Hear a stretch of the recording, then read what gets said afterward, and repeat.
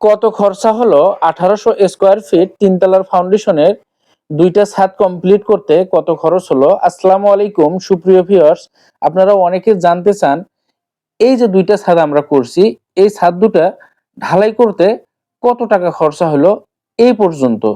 আসলে প্রত্যেকটা কাজ আপনি যদি প্ল্যান অনুযায়ী করতে চান তাহলে দেখা যায় আপনার একেকটা কাজে কিন্তু আহ, এক এক রকম খরচা হয়ে থাকে।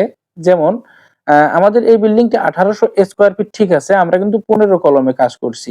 অনেক সময় দেখা যায় এই 1800 স্কোয়ার ফিট বিল্ডিং কেউ 12 কলমে করে থাকে, কেউ 14 কলমে করে থাকে, কেউ 18 কলমেও করে থাকে।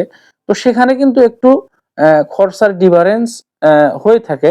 তো যাই হোক, আমরা 1800 স্কোয়ার ফিট এই বিল্ডিংটি কোনো কার্নিশ নাই, আমরা হচ্ছে 15 কলমে কমপ্লিট করছি। তো আমরা যেভাবে কাজগুলো করছি প্ল্যানে যেভাবে ছিল, সর্বপ্রথম বেজের মাটি খোঁড়ার পর আমরা 1 ফিট বালি স্যান্ড ফিলিং করছি।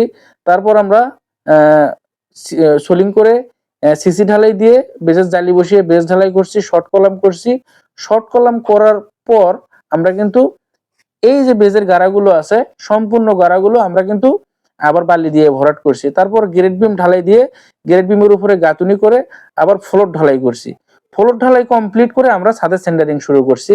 তার মানে এইভাবে যদি আপনি কাজ করেন তাহলে আপনার ছাদের কোয়ালিটিও অনেক সুন্দর হবে এবং আপনার প্রত্যেকটা কাজে কিন্তু কি হবে, পরিপাটি একটা কাজ হবে। তো এই পর্যন্ত কাজ করতে আমাদের হচ্ছে গ্রাউন্ড ফ্লোর এবং ফার্স্ট ফ্লোর, দুইটা ফ্লোর এই পর্যন্ত আমাদের দুইটা ছাদ করতে যে টাকা খরচা হয়েছে, যেমন প্রথম ছাদে আমাদের গেছে 18,50,000 টাকা এবং দ্বিতীয় ছাদে গেছে আমাদের 9,50,000 টাকা। মোটামুটি আমাদের 28 লক্ষ টাকা খরচা হয়েছে এই দুটা ছাদ এই পর্যন্ত ঢালাই করতে।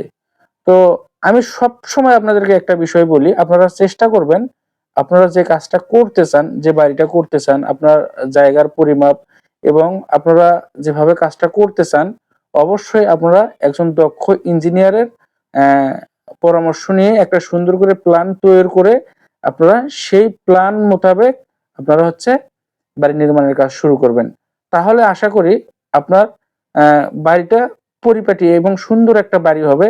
যে ঠিকাদার কাজ করবে সেও অনেক তৃপ্তি সহকারে আপনার কাজ করতে পারবে এবং অনেকে এসে বলে না যে আসলে কাজটা কি প্ল্যান অনুযায়ী করতেছেন না কিভাবে করতেছেন, এরকম করে করতেছেন। যখন প্ল্যান থাকবে তখন কিন্তু এই কথাগুলো কেউ বলতে পারবে না।